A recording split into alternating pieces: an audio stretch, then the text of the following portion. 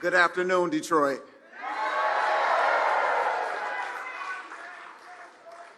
So if you don't know who I am, my name is Tyrese West. I'm a proud member of Labor's International Union of North America.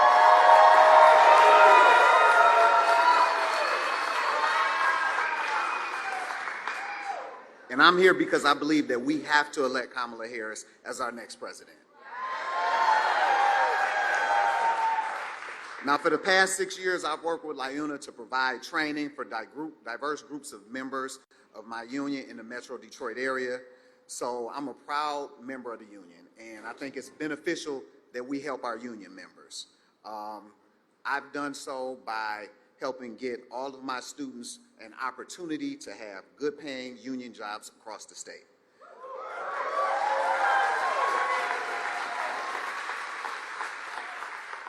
And the thing is, that's why the stakes are so high right now. My students have opportunities to work because of leaders like Kamala Harris. We're committed to ensuring folks like you and I have access to a union. When it comes to lifting the middle class, she doesn't just talk the talk, she walks the walk.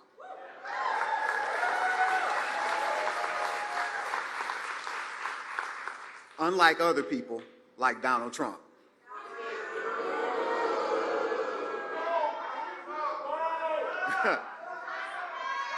Now, let me tell you what it's like being a union member under Donald Trump. He told us he wouldn't allow factories to shut down, and then guess what happened? Factories across Michigan closed their doors. Trump said he was going to protect our jobs and then lost nearly 300,000 jobs on his watch, including more than 30,000 of these manufacturing jobs.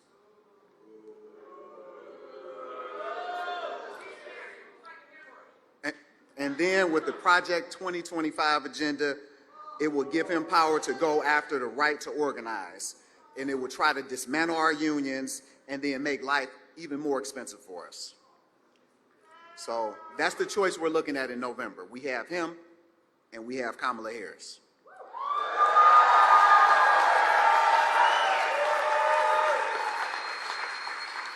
And unlike Trump, she doesn't have a massive wealth.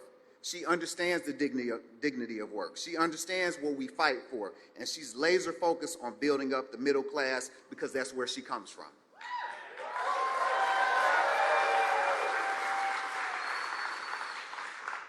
With Kamala Harris as the vice president, we passed the biggest infrastructure bill in generations, which created millions of good-paying union jobs. We've seen auto jobs return to the state. In fact, under her leadership, we've gained more than 420,000 jobs, including 25,000 of those manufacturing jobs.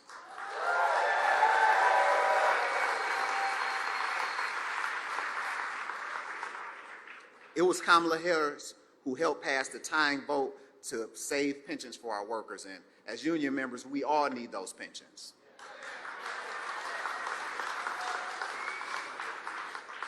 Kamala Harris is a fighter for the people, and that's been true her entire career. Vice President Harris is fighting for the future of every worker to join a union and bargain for better wages, better benefits, and better lives. The Harris-Walz administration will work with Congress to pass the PRO Act, and when it reaches the Vice President's desk, she will sign it.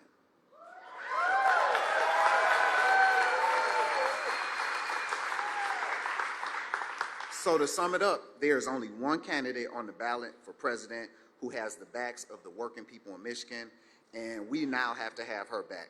Now, I am proud to welcome her to the stage, a true fighter for us and everyone, Vice President Kamala Harris.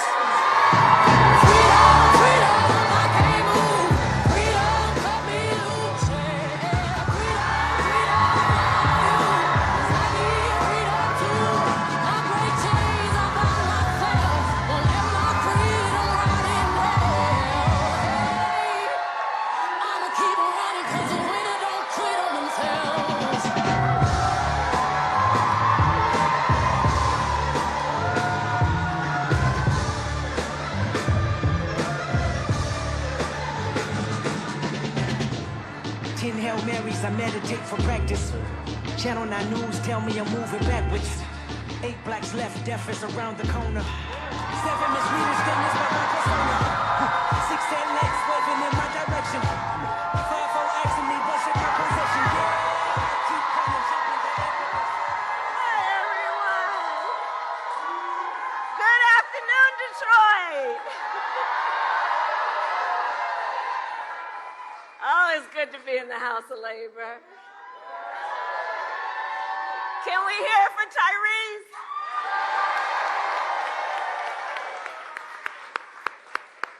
Tyrese, I want to thank you for your extraordinary leadership and all of your words and the heart and soul that you put into your work, like I know all the members of LIUNA and everyone here does every day, because we love our country and we know what is at stake. Thank you, Tyrese. Thank you. So it is so good to be with so many incredible leaders and elected officials who are here. Governor Whitmer was here earlier, Senator Stabenow. Your next United States Senator, Representative Elisa Slotkin. And I always want to thank Representatives Dingell. Where is she? There she is. Stevens, Stadiner, all of you for the work that you do every day. And to all the labor leaders who are here, I thank you all for your extraordinary work. Don't we love Labor Day? We love Labor Day. It's always been that way, right? The way we celebrate Labor Day is we know that hard work is good work. We know that when we organize, when we bring everyone together, it's a joyful moment where we are committed to doing the hard work of lifting up America's families. And I want to thank everyone here for that work and the way you do it every day, including General President Booker of the Laborers, President Fain of UAW, President Pringle of NEA, President Slevin of the Utility Workers, and President Weingarten of the AFT.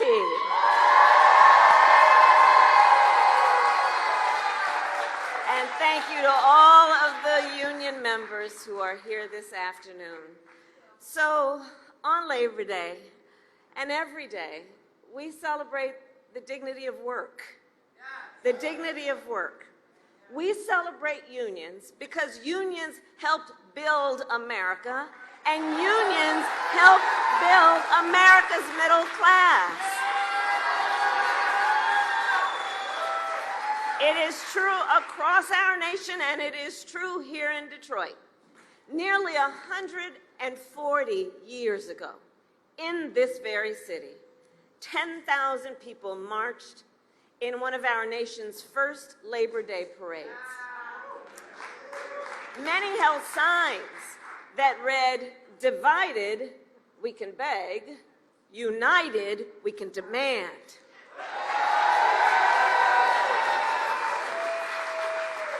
For generations in Detroit and across our nation, the brothers and sisters of labor have stood together to righteously demand fair pay, better benefits, and safe working conditions.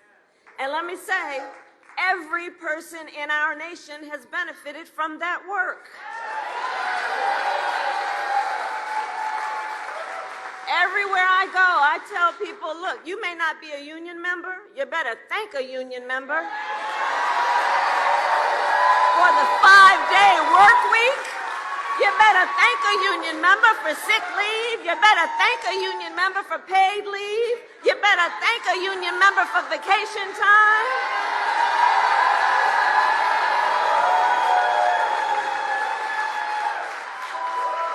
Because what we know is when union wages go up, everybody's wages go up. When union workplaces are safer, every workplace is safer.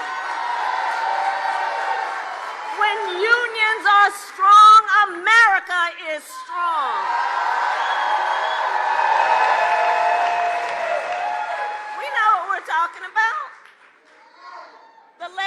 movement has always understood the power of the collective and the power of unity.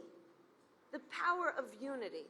And while we are fighting so much nonsense that is about trying to divide our country, trying to pull us apart, look to what the history and the present of labor tells us about the power of the collective and unity. The spirit of that work, as much as the product of that work, is very telling and gives us really good lessons about what creates strength. And you know, many of you know my parents met while they were active in the civil rights movement. So when I was young, my parents, I see some young leaders here today. When I was young, my parents would take me to the meetings. I see our young leaders. And take me to the marches. I was in a stroller. And from a very young age, I learned that when people stand together, when we join voices, knowing that the vast majority of us have so much more in common than what separates us, when we join those voices, we can drive extraordinary change, which is why I believe in my heart and soul, no one should ever be made to fight alone. We are all in this together. We are all in this together. But I'll tell you, I think that there has been a certain backward-thinking approach over the last several years, which is to suggest, them folks, to suggest that the measure of the strength of a leader is based on who you beat down, instead of what we know, the true measure of the strength of a leader is based on who you lift up. Who you lift up.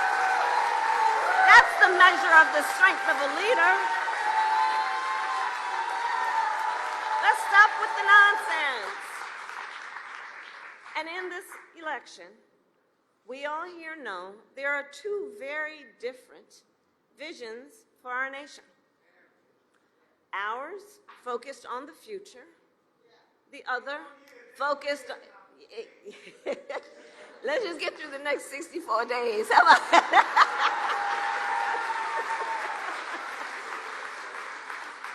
And ours, yes, my dear brother, is focused on the future, and theirs is focused on the past. And we fight for the future. We fight for a future where all people receive dignity and respect and opportunity, for not just for some, but for all. That's what we are fighting for.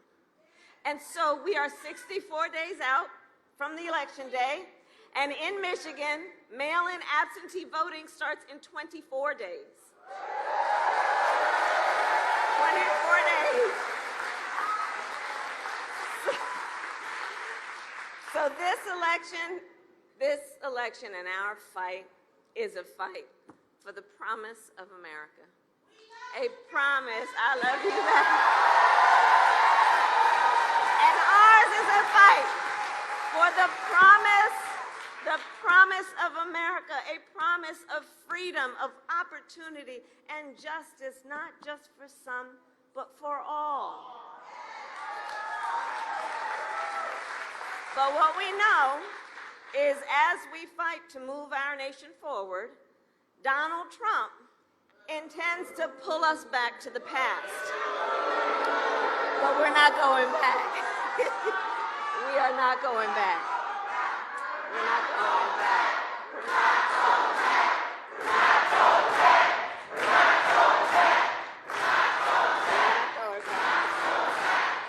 So, and we know what that would look like, right? So, intends to pull us back, including back to a time before workers had the freedom to organize.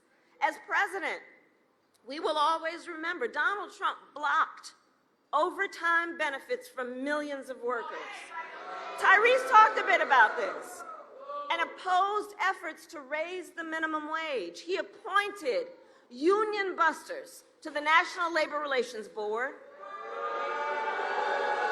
and he supported so-called right-to-work laws. And if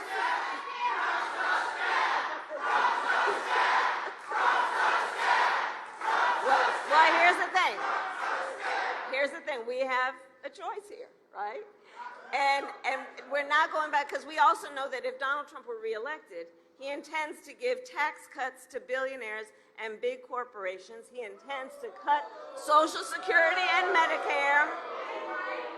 He wants to impose what in effect is a national sales tax on everyday products and basic necessities that will cost, and economists have said this, that will cost a typical American family almost $4,000 a year. He wants to repeal the Affordable Care Act and take us back to a time in our country which most of us remember, when insurance companies, you remember, had the power to deny people coverage based on a pre-existing condition. Remember that?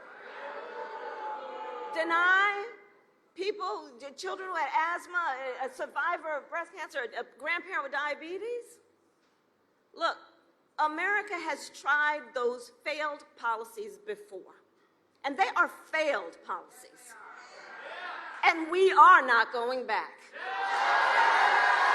We are not going back. We are not going back.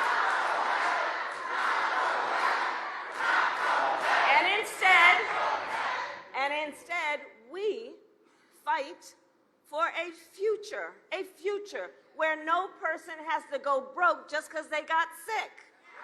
And so when I am president, we will continue to strengthen the Affordable Care Act. We will bring down the cost of prescription drugs, not only for some, but for all Americans.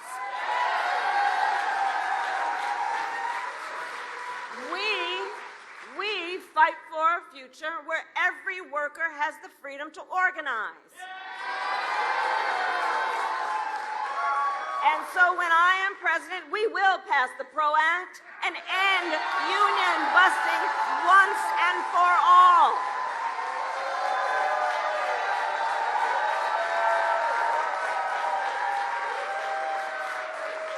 And I'll remind everybody on all these bills, we got to elect a Congress who supports that to be able to actually get that work done. We fight for a future where every person has the opportunity not just to get by, but to get ahead. And so when I am president, we will continue to build what I call an opportunity economy, so that every American has an opportunity to own a home, to start a business, to build intergenerational wealth for their family. We fight for a future where every senior can retire with dignity. And so when I am president, we will continue to defend Social Security, Medicare, and pensions, just like we have done.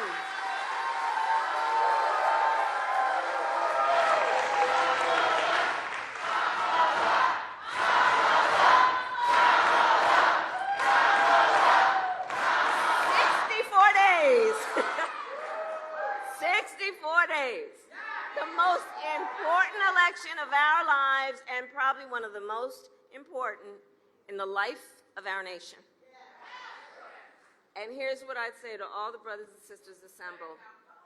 We know this is going to be a very tight race, to the very end. We know, and I got your back, but I'm telling you, we know how they play. We know what they do. So let's not pay too much attention to the polls.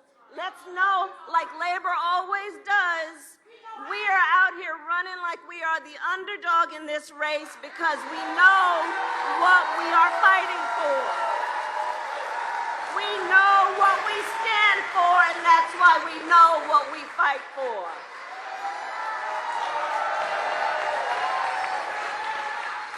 And we got some hard work ahead of us, but again, we all like hard work because hard work is good work. And to do that hard work, I'm going to count on everyone here, all the leaders here, for your work, for your organizing, knocking on doors, and getting folks to the polls. Because put bluntly, Michigan, y'all know how to win. You know how to win. You know how to win. So today I ask Detroit, Michigan, are you ready to have your voices heard? Do we believe in freedom? Do we believe in opportunity? Do we believe in the promise of America?